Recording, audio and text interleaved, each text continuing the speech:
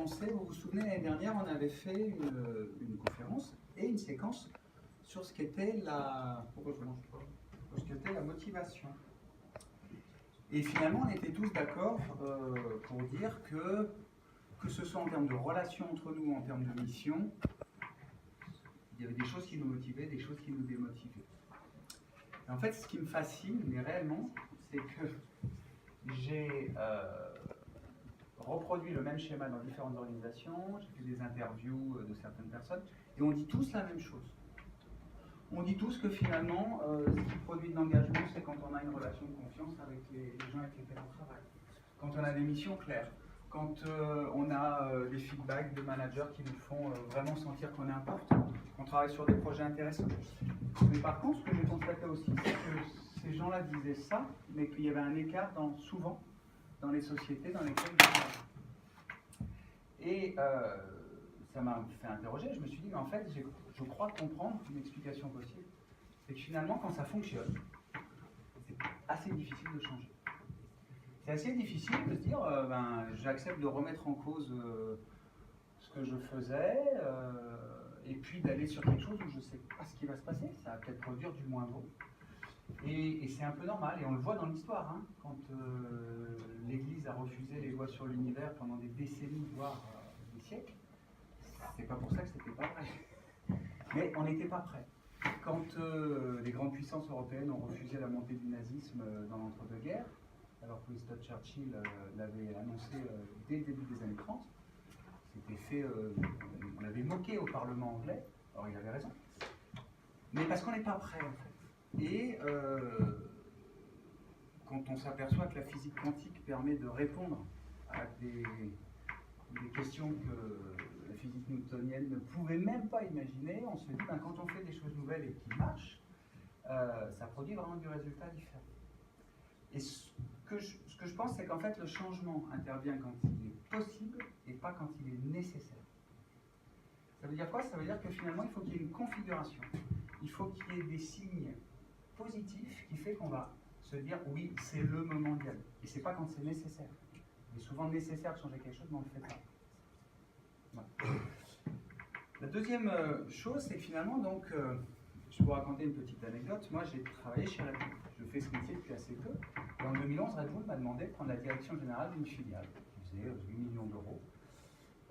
6 millions d'euros, 8 personnes. Et puis, au final, ça a fait plusieurs dizaines de millions d'euros 4 ans après.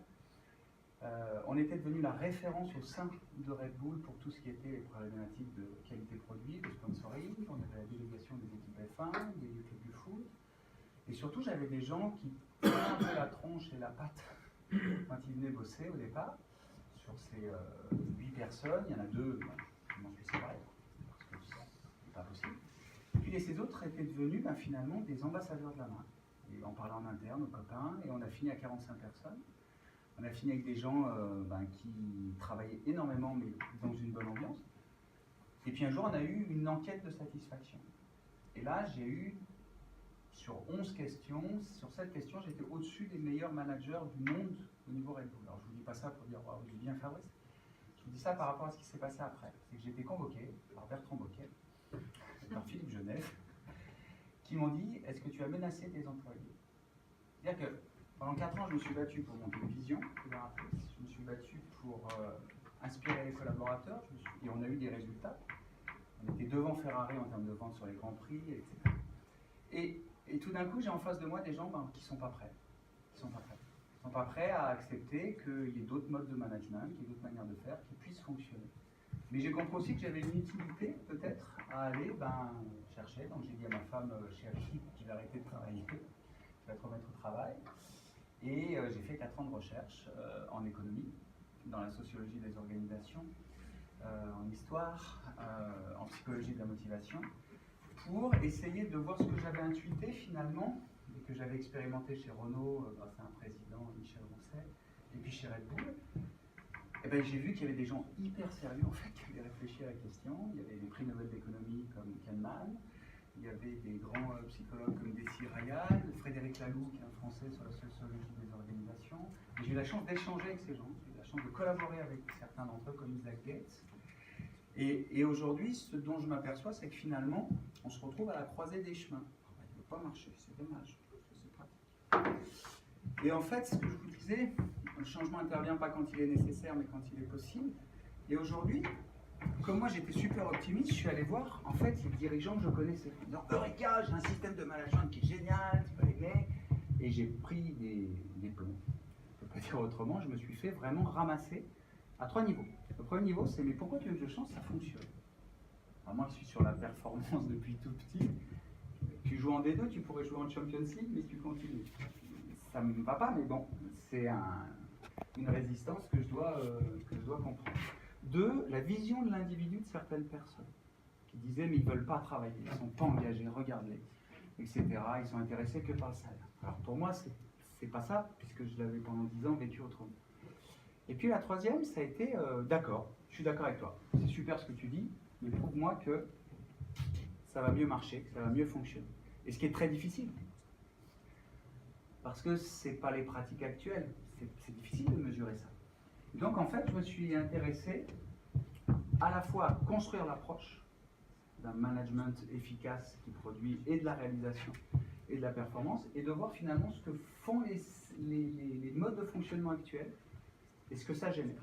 Et donc aujourd'hui, je pense que vraiment, comme le disait Victor Hugo, rien n'est plus puissant qu'une idée dont le temps est venu, parce que on a des signes à la fois très alarmants sur ce qui se passe aujourd'hui, et puis à l'inverse, des signes très positifs qui font dire qu'on peut changer. Alors le premier signe, en fait, c'est juste pour montrer que ce que dit Frédéric Laloux, c'est que des modes de fonctionnement, des changements d'organisation qui fait qu'on produit des choses plus inspirantes, plus inspirées, qui produisent du résultat, c'est arrivé déjà plein de fois dans l'histoire. Alors, quand je dis plein de fois dans l'histoire, c'est que par exemple, à l'époque tribale, on a inventé la division du travail. Avant, il n'y avait pas de division du travail. Donc tout le monde faisait la même chose. Et grâce à la division du travail, on était beaucoup plus performants. Après, on a eu ce qu'on appelle l'ère agraire. On a inventé la hiérarchisation. Donc, chacun avait vraiment un système hiérarchique avec les Égyptiens. Et puis la notion de process. Donc on a fait du process réplicable. Et ça a permis quoi? La construction des cathédrales, les murailles de Chine, les systèmes d'irrigation. À cette époque-là, c'était même pas imaginable. C'était juste pas possible. Et puis ensuite, on a eu l'ère scientifique, industrielle, où là, ça a été l'ère de l'innovation et de la méritocratie. Alors la méritocratie, vous pouvez me dire, mais pourquoi? À cette époque-là, quand on était noble, on devenait évêque. Par exemple, quand on était paysan, on devenait prêtre. Mais un paysan ne pouvait pas devenir évêque. Il y avait une forme de statisme énorme que cette période-là a permis de changer. Donc c'était, on peut naître pauvre et puis arriver au sommet. Ça a été le moment où on a commencé à inventer beaucoup de process, donc la recherche et le développement, les DRH, le marketing, tout ça c'est né à ce moment-là. Et puis depuis quelques temps, on est passé sur la période postmoderne de l'information, où là, en fait, on travaille sur la culture, sur les valeurs, et on a essayé, mais pour moi, on n'a pas fait, d'aller sur l'empowerment. Mais ce qui s'est passé, c'est que finalement, on a quand même fait descendre le pouvoir vers les autres. Et finalement, de se dire que, une prochaine étape qui serait encore plus performante, c'est possible, puisque ça s'est déjà produit au minimum 4 fois dans l'histoire. Alors, on ne sait pas trop à quoi ça va ressembler. Par contre, quand moi j'ai corrélé les différents courants, on s'aperçoit tous de la même chose, c'est que finalement, l'humain est l'élément central dans la performance. Tout le monde le dit. Que ce soit Green, Kahneman, ils disent que finalement la maximisation du profit ne peut pas énergiser les gens, et que donc, si on va avoir une entreprise efficiente, dans le contexte actuel, ce qui n'était pas le cas avant, on est obligé d'aller vers plus d'humain. Le signal numéro 2, ça m'a pris du temps. C'est finalement cette fameuse question où mais ça marche, ça rapporte des ronds ce qui se passe en ce moment dans notre organisation. Et on s'aperçoit de plusieurs choses. C'est que, Francis Green, qui est un grand penseur au niveau du management, le dit, la maximisation du profit n'a pas le pouvoir de mobiliser les énergies humaines. Si on ne s'intéresse qu'à l'argent, si on ne s'intéresse qu'au profit, il y a un moment, ça ne va pas aller. Et d'autres personnes, dont des économistes, disent finalement ça a marché, pendant 30, 40, 50 ans. Mais maintenant, en fait, ça ne suffit pas. Et ça a permis à plein de gens, à peu de gens de devenir très riches, mais donc presque tous les autres côtés, ça a été néfaste pour la croissance de l'entreprise. Alors je ne fais pas de communisme du tout, hein. C'est juste pour dire, je devais parler de Renault, je n'en parlerai pas par rapport à l'histoire, mais quand on lit ces phrases et qu'on voit ce qui se passe, ça peut poser des questions. À force de maximiser le profit, des fois on arrive à faire des choses qui sont contre-productives pour l'entreprise. Alors, comme ces gens, j'ai rencontré plein de sceptiques qui me disaient, mais quand même, ça marche. Je suis allé étudier les cours de bourse. En France, aux États-Unis, et je vous prends deux exemples assez flagrants. Le premier, c'est General Electric, que vous avez là. Et le deuxième, c'est Costco. Alors, pour ceux qui ne connaissent pas, Costco, c'est le numéro 2 mondial, c'est le numéro 2 de la distribution à bas prix aux États-Unis. C'est quand même pas un kebab à Bobigny. Et puis, General Electric, tout le monde les connaît. Comment? Et qui arrive en France. Et c'est assez drôle parce que quand on regarde les cours de bourse, entre 86 et 2018, on s'aperçoit quand même que les courbes sont complètement opposées. Alors qu'est-ce qui se passe? Si vous vous souvenez, je pense que Franck et Philippe, vous s'en souvenez plus que les nouveaux, les jeunes, dans les années 50... On se souvient de rien. On n'était pas Ah si, encore. On était à l'autre séminaire. Non, mais dans les années 50, dans les années 60, l'entreprise avait une mission sociale. Moi, mon père a fait 35 ans chez Moët Deschamps. Le père de ma femme a fait 35 ans chez Whirlpool. Et l'entreprise donne un emploi à vie à l'employé. Et puis, donc l'employé, moi je me souviens, mon père, mais qu'est-ce qu'il a pu dire sur Moët Deschamps? Mon père de ma femme sur Whirlpool, il y avait un vrai attachement, une vraie loyauté. Parce qu'il y avait ce rapport-là. Je me sens en sécurité et je redonne. Dans les années 70, il y a eu la crise pétrolière. Et le cours de bourse aux États-Unis, par exemple, a baissé pendant 2 ans. Et donc, on a décidé d'inventer un nouveau système qui était le système de la maximisation des profits. Ça, c'était pour les entreprises non cotées en bourse. Et de l'autre côté, c'était la fameuse théorie de la valorisation pour l'actionnaire. Donc, tout est fait pour l'actionnaire. Et General Electric, c'est Welch, qui a sa tête de partout sur les grands bouquins, et qui virait chaque année 10% de ses moins bons managers, et qui donnait des stock options aux 20% des meilleurs managers. Donc il a créé un système, finalement, qui a été un système basé sur la peur, basé sur la compétition. Je ne vais pas aider Patrick, puisque s'il se fait virer, moi je vais peut-être avoir des stock options. Et à cette époque-là, en fait, on a vu 3 choses arriver. C'est la première fois qu'on a eu des présidents qui n'étaient pas fondateurs ou qui n'avaient pas introduit en bourse. 2, on avait des salaires qui étaient indexés sur le cours de bourse. Donc ça a fait les présidents milliardaires, mais de l'autre côté, ils avaient intérêt à défendre leur intérêt personnel par rapport à l'intérêt de l'entreprise. Et ça, c'est très important parce que c'est la première fois que c'est arrivé. Et donc, qu'est-ce qui s'est passé? Eh bien, le salarié est devenu un levier d'ajustement pour maximiser le résultat, ce qui n'était pas le cas avant. Et donc, on a commencé à se dire, eh ben, au 3e trimestre, au 4e trimestre, on a des moins bons résultats que ce que la bourse attend, on licencie. Et aux États-Unis, c'est encore beaucoup plus facile qu'en France, mais ça génère ça. Alors, ça marche, on le voit. Il a fait passer l'entreprise de 26 milliards à 130 milliards. On peut dire qu'il a du résultat. Sauf que quand on regarde, finalement, il y a eu son pic là, c'est normal, toujours quand on maximise le revenu, ça produit du résultat. Mais quand on compare aux autres sociétés, c'est la courbe qui est ici, du S&P, finalement, sa performance, elle n'est pas super. Alors, il y a des gens qui disaient, en fait, même un chien aurait pu diriger une organisation dans les années 80-90. Ça montait, c'était facile. Sauf qu'une entreprise qui fonctionne réellement, qui est efficiente, c'est une entreprise qui se voit dans les bons moments et les mauvais moments. Et quand on regarde la courbe, dès qu'il y a une crise, ça se cassait la figure. Ce qu'on appelle, ça se recassait la figure. Et donc cette théorie de la maximisation du profit, c'est un peu comme si on sciait la branche sur laquelle on est assis. Pourquoi? Parce qu'il n'y a plus d'innovation, parce qu'on ne s'occupe pas de l'humain, et que la finalité, finalement, elle ne fait pas rêver, il n'y a pas de sens, c'est juste l'argent.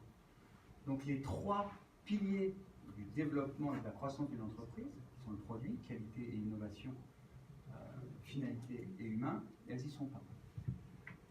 Et c'est intéressant parce que En fait, je vous ai mis des exemples d'entreprises qui ont disparu parce qu'elles avaient maximisé le profit.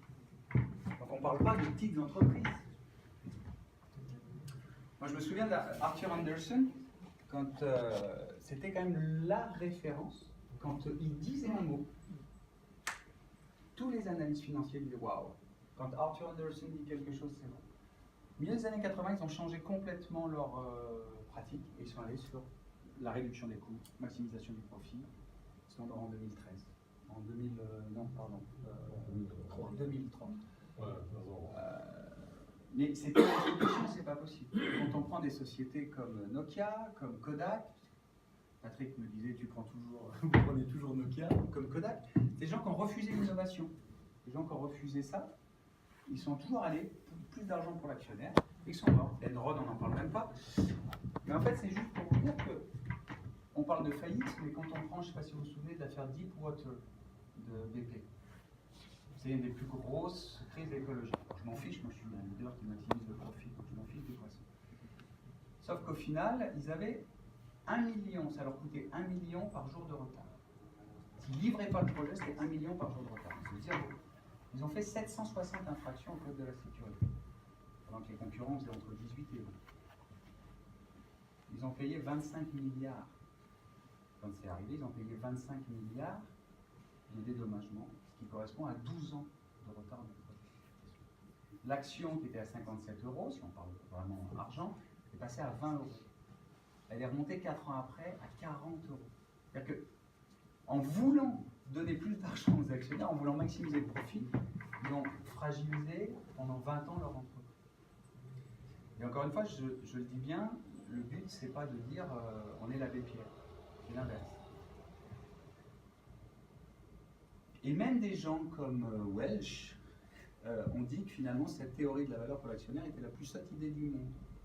Parce que les principaux publics, ce ne sont pas vos actionnaires, mais vos salariés, vos clients et vos produits. C'est ce que moi j'entends souvent quand je suis chez AMD. C'est nos produits, nos clients, c'est les gens les plus importants. On veut qu'il y ait un taux de réponse au téléphone, un taux de satisfaction. Mais quand on va un peu plus loin, ce qui est très très important, c'est ces gens-là. C'est ces gens-là. Et aujourd'hui, tout le monde le dit, c'est terminé. Mais on continue quand même d'y aller. Voilà, ça c'est juste en un mot. J'accélère un peu ce passage, mais pour vous dire où je suis allé chercher, c'est que c'est le taux de progression aux États-Unis des dividendes qui sont reversés aux actionnaires. Sur 100 €, en France, on est les meilleurs. On est les plus forts pour distribuer aux actionnaires. On donne 67,4 € aux actionnaires. Alors qu'on réinvestit seulement 5,3-26. Et donc tout ça, finalement, c'est pas l'innovation. On ne s'occupe pas des gens. Et après, tout d'un coup, on se dit, oh ben ouais, mais les salariés sont désengagés, mais d'autres sociétés sont beaucoup plus en avance que moi. Ben oui. Et donc on a créé un système qui était très très pernicieux et c'est difficile de s'en sortir. Et surtout, il y a des gens qui ont prouvé qu'avant que ce système existe, les gens gagnaient plus d'argent que maintenant, sauf la petite partie des gens. Alors rapidement, Costco. Alors Costco, lui, il a fumé des joints avec ses copains dans les années 70. Donc lui, il a dit, en fait, le minimum qu'une entreprise peut faire, c'est de gagner de l'argent. Donc lui, il fait 1 milliard par an de bénéfices. C'est pas mal. Mais il a dit, en fait, la meilleure façon de le faire, c'est de s'occuper des salariés. Au niveau matériel et au niveau humain. Au niveau matériel, ça veut dire quoi? Ça veut dire qu'ils payent aux États-Unis, les gens en moyenne, 20 $ de l'heure. Walmart est à 13. Vous imaginez un écart aussi grand entre deux sociétés qui font la même chose, de la distribution à bas prix. Deuxièmement, il prend en charge 90% des frais de santé des salariés. Aux États-Unis, quand on voit le coût, c'est un coût mais qui est gigantesque. Troisièmement, il dit, en fait, si on crée un cercle de sécurité pour les salariés, s'ils se sentent bien, s'ils se sentent en sécurité, et lui il emploie le mot famille, alors les gens vont vous redonner de la loyauté, etc. Et on s'aperçoit que finalement, on a une courbe de bourse qui est beaucoup plus sage. Mais quand il y a un problème, bien évidemment, ça redescend, comme tous les copains, mais beaucoup moins. Donc, en 2000, je crois qu'ils ont perdu 27% du chiffre d'affaires, et quand toutes les autres entreprises licenciaient, lui, il a dit non, on va augmenter le salaire de 1,50 $ sur 3 ans. C'est pas possible. Alors, les analystes financiers ont dit c'est un sentimentaliste syndical. C'est une horreur. Et aujourd'hui, c'est ces gens qui disent, vous pouvez taper, hein, googliser Walmart, Costco, et tout le monde vous dira la seule action à acheter, c'est Costco. Et ce qu'il a créé, c'est vraiment un système dans lequel il y a de la promotion interne. Donc, 2/3 des patrons de magasins sont des gens qui ont commencé à magasiner. C'est quelqu'un qui a moins de 10% de taux de rotation dans son équipe, alors qu'on dit que la moyenne est autour de 30. On dit, il y a une phrase que j'aime beaucoup qui dit on rentre chez Walmart pour avoir un salaire et on rentre chez Costco pour y faire son avenir et pour faire partie d'une famille. Et quand vous avez des salariés qui disent ça, eh ben, l'entreprise elle est forcément solide. Alors je ne dis pas que ça ne va pas changer, hein, mais pour les sceptiques qui ne raisonnent que argent, je me suis amusé à faire ça avec une dizaine de sociétés. Donc voilà, je voulais vous dire. Et puis, pour ceux qui sont encore plus sceptiques, je suis allé voir les taux de rentabilité par mètre carré entre Walmart et Costco. Donc on a à côté une société qui donne beaucoup plus d'argent, qui prend les frais de santé, et puis de l'autre côté, finalement, ça marche bien encore. Alors c'est peut-être qu'un exemple au hasard, mais quand on reproduit, ça marche.